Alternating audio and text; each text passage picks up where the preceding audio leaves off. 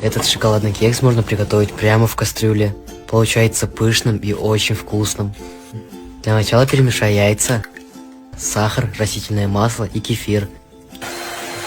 Затем соедини муку, разрыхлитель и какао, добавь жидким ингредиентам. Перемешай до однородности. Получится густое тесто.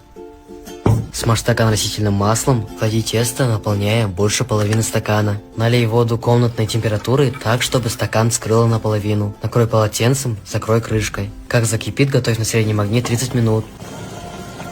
Готовность проверь зубочисткой, должна выходить сухой. Кекс хорошо отходит от стакана. Разрежь на 2 части и красиво укрась, как на видео. Просто и безумно вкусно. Сохраняй рецепт, ведь это нереальная вкуснятина.